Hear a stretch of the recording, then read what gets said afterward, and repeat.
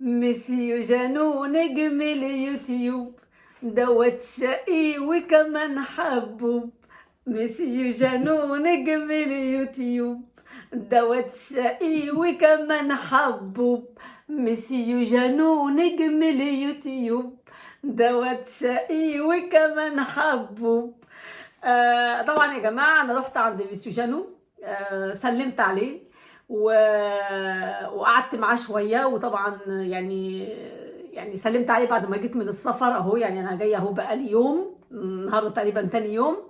قعدت معاه شويه واتكلمنا كتير، بس لقيت بقى ميعاد الغدا بتاعه جه، سبته عشان يتغدى براحته ويرتاح. وانا قلت له بعد ما تتغدى وترتاح وتعمل القيلوله هاجي اخدك علشان تشرب الشاي عندي. بس هو قال لي لا، انا هاجي، ارتاحي ما تتعبيش نفسك، انا هاجي لحد عندك. انا فضلت اشرب القهوه بتاعتي معاه هنا، او الشاي، قهوه او شاي، اي حاجه عندي، علشان هو وحشه البيت ووحشه القعده معايا. مسيو جانو تي مانك. Il y en a un autre qui me manque à moi. Oui, بقول له qui انت m'a beaucoup manqué, c'est sûr. بقول له انت Ah وحشتني، oui, بيقول لي انت كمان ah وحشتني، oui, يعني oui, جدا beaucoup, جدا beaucoup. جدا. Oui.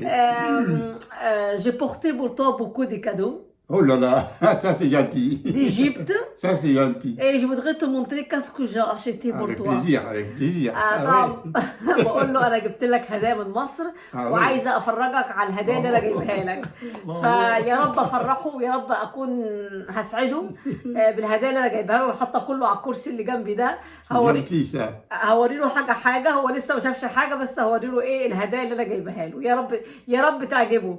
جيسبيغ ça vous te plaît les cadeaux. Un cadeau, ça fait toujours plaisir. Rien que la façon, rien que le fait de faire un cadeau, c'est déjà une bonne œuvre, c'est un bon geste. يعني بيقول Le cadeau, c'est pas toujours le cadeau qu'on regarde, c'est le geste de la personne qui fait le cadeau. بيقول مش Voilà, c'est بيقول ça, احنا la valeur, c'est ça. بيقول La valeur, le cadeau a une valeur, c'est sûr, mais la vraie valeur, c'est la personne qui offre. D'accord. C'est le geste de la personne. دكا.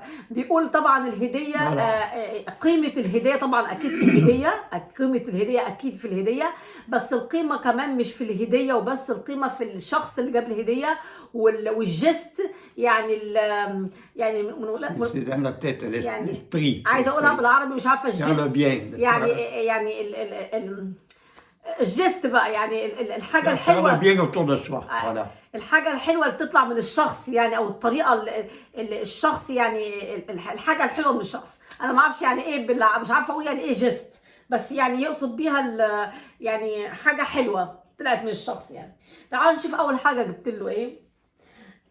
انا جبت له بصراحة لاني كنت محتارة جدا، جبت له 2 برفان. البرفان دي والبرفان دي حاجة كده من مصر يعني. ممكن افتح واحده واشممها له. هنفتح دي on va ouvrir ça pour te faire sentir les parfums. شوف هيكون رايه فيها ايه.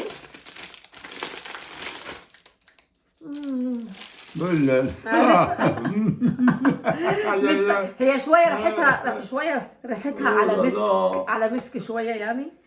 Ressembler à une jeune personne, un jeune homme. بيقول يعني دي حاجه للشاب، يعني راجل شاب صغير.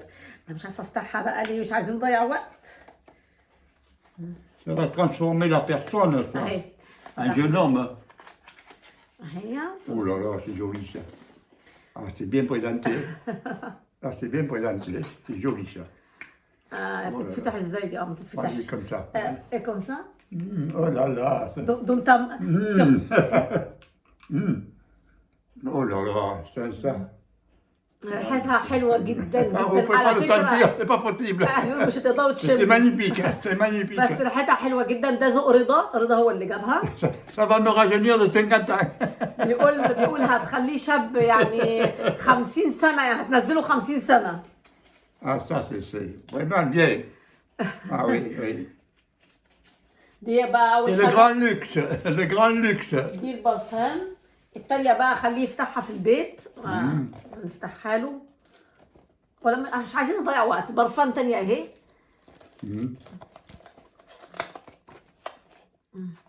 مقفولة قوي اهي، برضو ده ذوق رضا والله اللي جاب البرفانات مش انا، قال لي دول لمسيو جان. ماشي. جبنا له بقى ايه تاني يا ربي يا ترى يا هل ترى؟ جبت له انا انسيال فضه اهو، ده انسيال فضه جبناه من الدقي من واحد بيبيع فضه اهو. C'est pour les dames, ça. Non, c'est pour les hommes. C'est pour les messieurs. Non, pour les messieurs, parce que les messieurs, ils vendent des choses pour femmes et pour hommes. Ah bon? Bien sûr, j'ai choisi pour toi quelque chose pour homme. بيقول لي ده شكله بتاع سيدات، قلت له لا ده بتاع رجاله، لان انا الراجل طبعا قلت له انا عايزه انسيال رجالي، فوراني وانا اخترت له دي لقيتها حلوه بصراحه. La surprise, ça. اوري له بس Tu vas الانسيال pas le faire tomber, Minou. اهي. واعتقد ان اسم المحل اللي جبت منه واحد في الدقي يعني عندنا اهو، ورقم تليفونه اهو. الانسيال اهو. C'est quoi ça, Minou? سي ان بوتيك باغاسلي اون ارجون. وريهم بس كده للناس، استنى اهي، وريهم بس ايديك. Attends. Minute. سي با لا بين دو لو فيرمي، سي با غاف. اتوندي، Non, attends. هو عايز يقفلها بقى. انا بس مش عايزه اطول الفيديو. Pas vouloir faire tout à la fois, hein. وي Fais doucement, fais doucement. يلا اتوندي. بيقول لي في اسمه يعني اعمل لي بالراحه. حاول اعمل بالراحه. بسم الله الرحمن الرحيم. يا رب تخش. Pas des lunettes? سي سافا. طب مصمم يلبسها. ممكن اوريه. Voilà. C'est pas beau ça? On dirait un jeune homme. نقول واحد شاب صغير. Ah ouais? دي بقى جبتها له فضه، دي رب تكون شايفاها ساتبلي. Très joli, très joli. Ah oui. يقول لي حلوه قوي قوي قوي. Tout en argent. توت ارجون Ah, فضه. Ah, c'est bien. جبت له سبحه. انا جبت لنفسي وياسمين من نفس اللون، لان انا بحب اللون الازرق. كل الازرق جبنا 3 من اللون ده، وجبنا من الوان تانية. Mais je suis gâté. Attention. جاتيه يعني واحد مدلعينه قوي. Et ça c'est pour toi aussi. Ça va continuer pour penser à Dieu. Ah bon. Regardez. Très bien. Ah oui. Comme ça, quand tu prends ça, tu dis pardon à Dieu, pardon à Dieu, astaghfirullah. Tu fais la prière, tu fais la prière. Astaghfirullah. C'est pour penser à Dieu, ok? C'est pas? C'est un prix Dieu. Oui. Un prix Dieu, Oui. ça s'appelle. Un prix Dieu. Un زي ما prix انت Dieu. عاوز، سمي زي ما انت عاوز. Mon Dieu, qui est toi, qui es tout puissant, créateur du ciel et de la terre. جبت له جلابيه اهي. Ça il s'appelle une djellaba. Ah. Une djellaba. Je ne connais pas. بيقول لي ما اعرفش ايه ده. انا هفتحها برضو.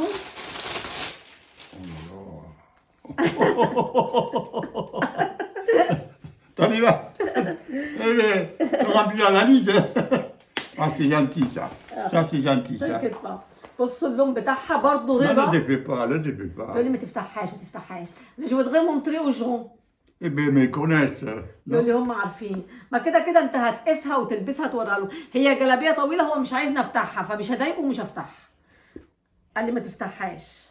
فانا عامه هعمل معاه فيديو واخليه يلبسها ويلبس الطاقيه ويوريكم بقى شكله وهو ماشي بقى كده بقى ايه. Ça se fait beaucoup ça en Égypte? وي وي. بيقول لي يعني منها بيتباع يعني منها كتير في مصر، او في من الحاجات دي موجوده في مصر كتير. بقول له فهو قال لي ما تفتحهاش او كده، فخليها وان شاء الله. ورضا جاب له مقاس يعني ميديم، لان رضا بيلبس لارج واحيانا رضا بيلبس اكس لارج. فاحنا الجلابيه دي بقى عشان ايه يبقى زي رضا كده، نشوف بقى شكله وهو بيشتغل في الارض عامل ازاي. جبت له بقى ايه تاني؟ بصوا جبت له القرآن الكريم اهو باللغه الفرنسيه اهو، باللغه الفرنسيه مكتوب عربي وهنا بالفرنساوي. Ça c'est le Coran, c'est traduire en français. Oui. Arabe français. Oui. Arabe, une page arabe, Oui, une page français. il est double. Il est double. Voilà. Arabe français. Voilà, le Coran. Ça le Coran. Ah ouais, ça c'est magnifique. Magnifique. Oh là là. Et c'est écrit ici en français là. là. مكتوب بالفرنساوي هنا. T'es content? Ah, moi, très, très, très heureux, très content, très content. Tu vas tout lire, hein? Ah, mais ça, il y a... Là, je vais regarder ça, mais alors, il faut être calmement, hein. قلت له لازم تقراه كله، قال لي هقراه كله بس بهدوء. Gentiment. بهدوء، لان انا حاولت اجيب له الكلمات كبيره شويه علشان يعني نظره شويه ضعف. Des gens qui font ces livres-là, ce sont des gens vraiment capables. بيقولوا الناس اللي بيعملوا الكتب اللي زي دي Parce que c'est fait avec, او c'est fait avec بيكتبوها، goût. يعني يقصد يعني كبابلي، يعني قادرين ان يعملوا الاشياء دي. Ah oui, c'est magnifique. Oh là là là là. جبت له ايه تاني؟ جبت له حاجات كتير. بصوا يا جماعه، انا جبت له، يعني بصوا هي علبه كده بتتفتح كده، جبت له 4 علب صغيره مكتوب عليها بسم الله الرحمن الرحيم اهي. بصوا الشكل ده، شكل القلب، والشكل ده والشكل ده والشكل ده، ده عشان يحط فيه الدواء بتاعه. يعني يفتح اي علبه، مثلا عنده دواء عايز ياخده الصبح والظهر والعصر والمغرب، يحط كل الدواء بتاع اليوم بتاعه هنا اهو. Ça c'est petite boîte pour mettre les médicaments. C'est-à-dire si tu prends des médicaments de la journée, et médicaments matin, ou médicaments midi, ou médicaments soir, tu mets toujours tout dans cette boîte pour pas oublier, et tu mets sur la table. Comme ça, elle est à côté de toi quand tu manges, et c'est écrit le nom de Dieu sur les 4 boîtes. Le nom de Dieu. Le nom de Dieu. بقول له مكتوب اسم الله عليها، وفهمته ان ده علب. C'est des idées formidables, ça. قال لي دي فكره حلوه جدا. Trouver ça quand même, ça fait bizarre, hein. جيب بس عليه كده شويه. فمكتوب، فهمته ان هي علب للدواء، يعني علشان ايه يحطها جنبه وهو بيفطر او يتغدى. On tombe dans le grand luxe là. C'est le grand luxe là. ففي 4 علب هم مكتوب عليهم اسم بسم الله الرحمن الرحيم. Les autres, qu'est-ce que c'est les autres? C'est la même chose. بيقول لي التانيين ايه، برضه بقول له التانيين نفس الشيء. Ah oui, pour des médicaments C'est la même chose. différents. Oui. Oui, c'est différent. بصوا الشكل ده. وفي كمان الشكل القلب اهو. Ouais. اهو. Ça c'est joli. Ah ouais, c'est joli, oui. ودوا كمان، شايفين المنظر ده؟ برضه مكتوب بسم الله الرحمن الرحيم اهو. ويحط بقى الميديكامو بتاعه هنا. C'est impeccable. ده اختياري انا، مش اختيار رضا. Impeccable. رضا جاب الجلابيه، جاب البرفان، وجاب المصحف. انا جبت دواء وجبت الانسيال. يعني احنا قسمنا، يعني كل واحد جاب ايه الحاجه اللي حبها المسيو جانو. انا جبت له كمان بوات لما رحت على الحسين، بوات موزايك بالشكل ده. Ça c'est une boîte mosaïque, tu peux mettre ce que tu veux. بقول له دي علبه موزايك، ممكن تحط اللي انت عايزه فيها. Tu peux mettre ce que tu veux. Les bijoux. Tu peux mettre des bijoux. Les montres, les قال لي ممكن احط ساعه او خواتم او كده يعني. sortir le bijou, le mettre là. Oui. Pour pas que ça traîne par terre. عشان ما تبقاش في كل حته او مترميه في كل حته. يحط الخواتم او الساعه بتاعته. ماشي. ايه تاني بقى جبت له؟ بص جبت له مسك. ده جبناه من الحسين برضو. Ça c'est le masque. C'est comme un parfum, tu peux mettre dessus l'oreiller. بقول له حاجه ممكن تحطها تحت المخده، et ça sent bon، ريحتها حلوه. Oui. بيقول لي ممكن احطها في الاوضه او اعلقها. Ça diffuse. فلما يعلقها هتطلع الريحه وتنتشر يعني. Un parfum, oui. Ça sent bon. Mais ça, oui, le pan dans la chambre, ça. بيقول لي هعلقها في الاوضه. Le pan, et puis ça dans un coin comme ça, puis ça va diffuser. وهتطلع الريحه بعدين. Comme le vinaigre. بصوا انا جبت له اجنده كده صغيره، يعني هي فعلا ما كانتش غاليه قوي، بس انا قلت عشان يكتب فيها بوتيت كارنيه، عشان يكتب فيها مثلا مواعيده، لو مثلا رايح عند الدكتور عنده حاجه عايز يعملها. Ça c'est une petite carnet pour écrire ce que c'était des rendez-vous pour pas oublier avec les dates, avec l'heure et tout. Oui, un aide de mémoire. بيقول لي دوا بيساعد ميموار، اللي هو الذاكره يعني. Faut pas oublier. عشان ما ينساش، يعني عشان الذاكره، تساعد الذاكره يعني. بصوا بقى، انا جبت له حاجه غريبه شويه بس من ريحه مصر، كنت لازم اجيب له حاجه. j'ai acheté pour toi de quelque chose d'Égypte, les traditions égyptiennes. C'est quoi? بصوا انا جبت له ايه. بصوا حاجه عن الفراعنه، بس عباره عن ايه بقى الحاجه دي؟ في الشلن وال10 صاغ والجنيه بتاع زمان، شايفين؟ دي اهي. وين؟ محطوط عليها صورة نفرتيتي من هنا. دي فلوس مصرية بس حقيقية حقيقية. بس القرش بتاع زمان. هوريكم مثلا ناخد حاجة، يعني ناخد مثال. ناخد لو يكن المثال ده، هناخد ده مثلا. ماشي، دور جنيه. بصوا اهو جنيه، واهو كان دي عليه. كانت زمان الجنيه ده كان مش عارفه بقى عصر الملك فاروق ولا عصر مين بالظبط، بس دي فلوس. Oui, ça c'est d'argent égyptien mais ancien. C'est guinéen égyptien, c'est comme euro, c'est comme un euro, c'est comme un euro, mais la monnaie. Mais ça ça s'appelle en Égypte Guinée, en France elle s'appelle euro. Alors ça c'est comme un euro, mais une ancienne d'argent, c'est traduction en arrière. Oui. Bon, دي فلوس حقيقية. بصوا دي كانت غالية بصراحة شوية.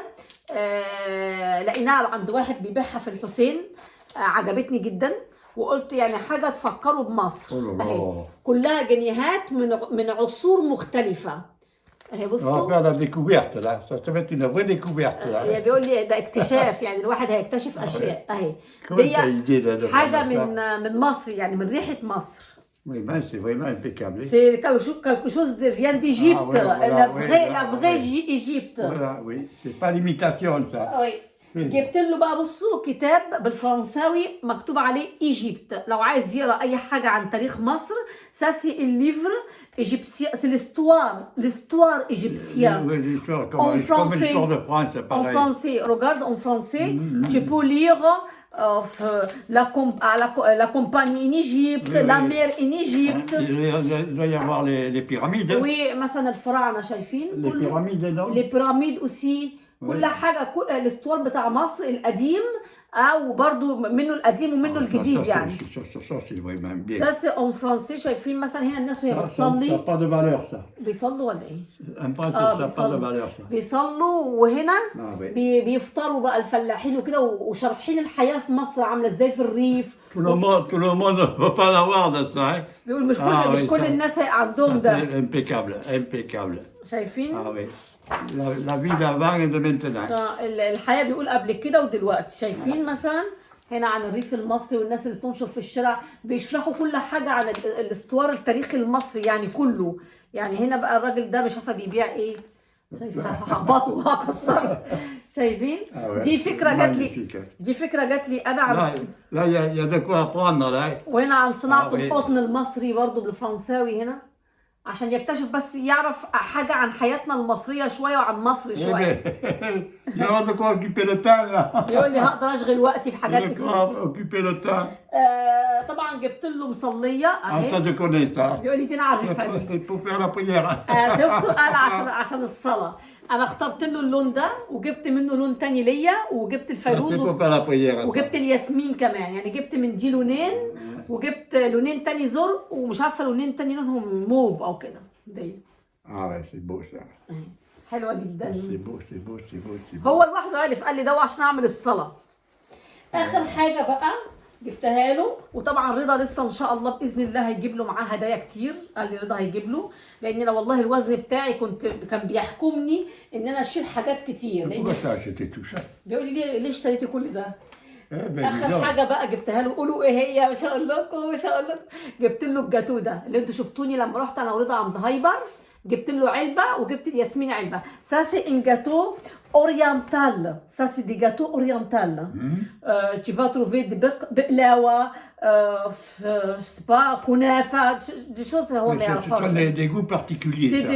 بيقول لي يعني هيكون طعمها مميز. يقول لي مش موجود في فرنسا. سي دي لوريان فوالا. بارتيكولير يعني خاص او حاجه خاصه يعني. فاهي العلبه اهي هديها له. سي بين ديريكتومون كو تضربها. وي. رضا il a choisi pour toi des choses pas très dures pour tes dents. Comme ça c'est facile à manger. بقول رضا اختار لك حاجات طريه عشان سنانك عشان تقدر تاكلها. بس يا رب ما اكونش نسيت حاجه في الهدايا. اهي دي كل الحاجات اللي انا جبتها. C'est tout ce que j'ai acheté pour toi. C'est dommage. C'est tout ce que j'ai. C'est tout. Heureusement que c'est tout. بيقول لي بتقولي سي تو يعني بتقولي بس كده. Une voiture pour tout emporter. بيقول ده محتاج عربيه عشان اشيل الحاجات دي كلها. Oh, c'est اصل انا gentil, c'est بقول له gentil, بس ça. كده فبيقول لي كل ده وبس كده يعني. C'est gentil. C'est très gentil ça. Ah oui. وي فالحمد لله يا رب اكون اسعدته وان شاء الله رضا كمان يجيب له Tu هدايا repars pas تانية. demain? كوا؟ Tu repars pas demain? بيقول لي مش هتمشي تاني عشان تجيبي تاني. Non, je On repars. est dans les cadeaux. Non, je repars plus, Baba maintenant, Baba. Non, non, écoute, Minou, Non. c'est très gentil et tout, mais ça, il vaut mieux que tu restes à la maison. بيقول لي c'est très gentil لكن من الاحسن تقعدي في البيت ما تمشيش Je تاني. préfère que tu restes à la maison. جو بريفير انك تقعدي هنا يعني افضل انك تقعدي هنا ما تمشيش. المهم انا بس هساله سؤالين كده عشان اقفل الفيديو بس وان شاء الله هيبقى لينا قاعده معاه تانية عشان ما اطولش عليكم. هو فرحان قوي بالانسيال. Juste je voudrais poser pour toi عايزه اساله سؤال. Je voudrais te poser une petite question. Oui. Quand je suis partie en Égypte, est-ce que tu as fait la prière ou pas? Mais dis-moi la vérité. Je voudrais la vérité. Qu'est-ce que vous faites? Mais je te dis la vérité. Oui, c'est quoi la vérité? La vérité, elle est que dans l'état que ça m'a mis de ton départ, j'étais plus moi-même. J'étais plus moi-même. Alors, non, la prière, je ne l'ai pas faite. C'est pas vrai. Je ne l'ai pas faite parce que j'étais pas en condition pour faire une prière. C'était pas possible. Je me reconnaissais pas moi-même. J'allais pas pouvoir faire une prière. Non, c'est pas possible. T'as pas le moral? Non, du tout, pas de morale. J'étais pas moi-même. Je n'étais pas moi-même. Voilà. Tellement j'étais pris par toi. Qu'est-ce que tu faisais, où tu étais, qu'est-ce que tu es rentré, et que j'ai besoin de toi toujours, que j'ai toujours dit que ma raison de vivre, c'est toi, ma raison de vivre. Alors, la prière, c'est bien joli, c'est bien, mais quand même, il faut être libre, il faut que l'esprit soit libre pour prier correctement, pour faire une bonne prière, il faut que l'esprit soit bien. Et là, c'était pas le cas, c'est pas vrai. C'était malheureux.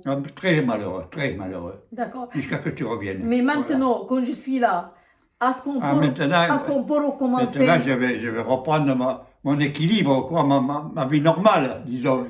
On peut recommencer ensemble. Mais oui, on peut recommencer, ça c'est sûr. Promis. C'est sûr. promis, c'est promis. Autre question. أنا بسأله أنت لما أنا مشيت على مصر هل أنت صليت ولا ما صليتش؟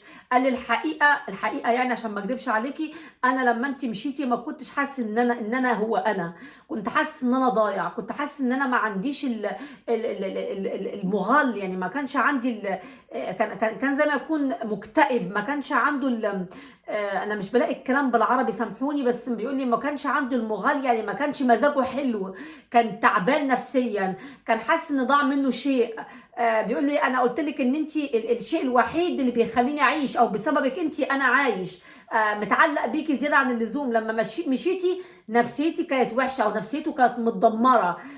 فبيقول لي لكن كنت بدعي لك كتير، كنت بدعي لك انت كتير، بدعي ربنا كتير عشانك، لكن نفسيتي ما جابتنيش ان انا اصلي. فقلت له طب توعدني دلوقتي بما ان انا جيت نبدا مع بعض؟ قال لي ده اكيد هنبدا مع بعض، بس طبعا اعذروه. الناس اللي هيسمعوه دلوقتي هيقولوا ده مش عذر ان هو ما صلاش او مش عذر ان انت مشيتي، بس هو متعلق بيا جدا وشايفني ان انا يعني السبب الحقيقي ان هو عايش. فان شاء الله انا هبدا معاه، والمره دي ان انا لما قبل ما اسافر بيوم لو تفتكروا ان انا جبت له الحاجات اللي بعتتها لي مدام هدى، فكان كان في يوم صفري فسبت له الحاجه ومشيت. كان هو لوحده صعب ان ينطلق ويتعلم لوحده الصلاه وينطلق ويقرا في القران. اديته الحاجه وكلمته عن الدين وقال الشهاده والحاجات دي كان قبل ما امشي بيوم. فكان صعب ان انا امشي بعد ما اديته الحاجات دي وان هو يكمل لوحده. يمكن المره دي هيبقى في وقت كبير ان انا اعلمه كويس، ولو مشيت المره الجايه على الاقل بعد 4 أو 5 شهور ابقى يعني خليته يدخل في الموضوع يتعود عليه، يبقى مش محتاجني لو كنت موجوده او مش موجوده عشان هو يكمل. هسأله سؤال تاني ووقف. pour le Ramadan, est-ce que vous faites le Ramadan ou pas? Le Ramadan, c'est pareil, c'est comme pour la prière. Il faut d'abord connaître, premièrement, et pour le Ramadan, quand on ne connaît pas, il faut le faire avec quelqu'un qui connaisse et qui vous donne la marche à suivre. D'accord? Mais le Ramadan, moi, je veux bien le faire, mais à condition de savoir ce que je fais et comment il faut le faire. Tant qu'à faire les choses, il faut les faire bien. Oui. Que ce soit la prière ou le ramadan, c'est pour faire les choses bien. Autrement, c'est pas la peine de faire les affaires. Mais est-ce que tu es capable de le faire, la vérité? Mais pourquoi je ne serais pas capable? Par Bon, rapport- d'accord, je suis en régime, je suis un petit peu à l'alimentation, un peu Non, j'ai pas le bas- anormale, disons. Je parle pas de régime, mais je parle pour ta santé. Est-ce que tu prends des médicaments? Est-ce que tu... Mais oui, évidemment, j'en prends pas beaucoup, mais j'en prends automatiquement. Oui, j'en prends pour le sang, la circulation sanguine. D'accord. Voilà. ولا tension aussi. Oui, pour la tension aussi, voilà. طب أنا سألت L'hypertension. سألته طب رمضان صمت وقال لي أنا ما أقدرش أكذب عليك رمضان زي الصلاة يعني حاجة برضو أنا مش عارفها Il faut le faire avec quelqu'un qui fait. حاجة لازم Voilà. أعملها مع واحد Moi, je يكون ne connais pas. أنا ما أعرفوش بقيت أنا ما أعرفش رمضان وما عملتوش قبل Je كده ferai. لكن ممكن أعمله بعدين بس لازم أعمله مع إنسان يعني زي ما تكون إيه يشجعه يكون عارف يفهمه إيه ده وبعد فسألته طيب Il faut أنت savoir, il faut savoir. لا بيقول الفوسافوار يعني لازم الواحد يعني لازم نعرف ايه ده فبيقول لي ممكن المره الجايه اعمله قلت له طب بالنسبه صحتك بتسمح قال لي انا بس عنده الضغط وعنده مشكله السيركلاسيون بتاعت الدم يعني جريان الدم بياخد ليهم دواء لكن بيقول لي انا مش عايزه طبعا اول ما ادخله في الموضوع بتاع الاسلام ان اقول له صلاه وصوم وكده واخلي الراجل من اول ما يدخل في الموضوع يكون اخوفه يعني فانا قلت يعني زي ما بيقولوا الفرنسيين بوتيتا بوتي حبه ولو كان هو ما صامش رمضان دوا انا ممكن يعني مش عارفه هل انا ممكن ادفع بالنيابه عن مسيو جانو اللي بيسموها ايه نسيت سامحوني عشان ما تقولش نسيت الكلمه ان انا ادفع يعني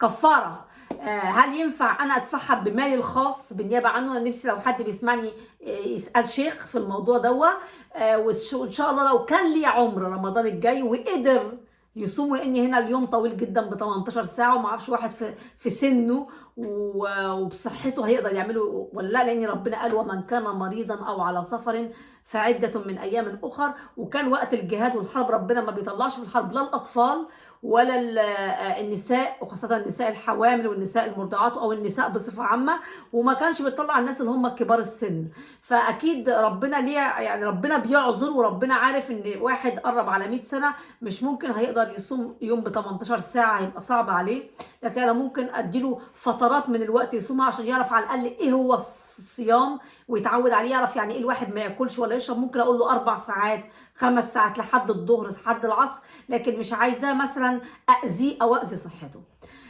Alors je suis très contente de te voir. انا فرحانه جدا ان انا شفتك. Moi aussi, je suis content. Et j'espère toi aussi tu es content. واتمنى كمان تكون انت فرحان. Je ne dirai jamais assez. Quand j'étais aperçu tout à l'heure, j'étais heureux. Mais je ne croyais pas. Je dis, c'est pas possible. J'étais en train de regarder le journal, là. J'ai levé les yeux, et tu me rends... Oh, j'ai dit, c'est pas vrai. Ça m'a fait chaud au cœur, tu sais. Ah oui. Ah oui. Jamais t'étais parti comme ça. Jamais. عمرك ما رحت وقت كبير كده يعني مده كبيره. Je supporterai pas une autre fois. بيقول لي المره الجايه مش هقدر اتحمل Je supporterai pas une autre fois. يعني قصدي اقول المره الجايه يمكن اموت يعني بيقول لي ما اقدرش المره الجايه تتاخري عني الوقت ده كله بيقول معناه ان لو اتاخرت كل ده المره الجايه هيموت. C'est trop dur. تروديوغ يعني صعب جدا فانا بقول له انت وحشتني هل انا وحشتك بيقول لي طبعا انا فرحان جدا ان انا شفتك لما كنت بقرا الجورنال ولقيتك جايه كده من بعيد عشان تخبطي عليا بصيت قلت مش ممكن يعني ما كنتش مصدق كان بالنسبه له مفاجاه كبيره جدا جدا طبعا انا فرحانه ان انا رجعت طبعا زي ما قلت لكم حاسه ان نص قلبي موجود في مصر دلوقتي والنص التاني موجود في فرنسا ربنا يقرب البعيد ويجمعني بكل اهلي واصدقائي واحبابي وانا سعيده ان انا مع مسيو جانو ولو عجبكم الفيديو ما تنسوناش بالشير ولايك. Bonjour. لايك. J'espère qu'on va se revoir bientôt. بيقول اتمنى ان احنا نشوف بعض Au قريب. revoir. شير ولايك. À plus tard. واشتراك في القناه مع الف سلامه. Au revoir. مسيو جانو نجم اليوتيوب دوا الشقي وكمان حبوب مسيو جانو نجم اليوتيوب دوا الشقي وكمان حبوب كادو فرحان بالهدايا. Merci Anna, merci. بيقول شكرا مع الف سلامه. الف سلامه. C'est gentil, merci.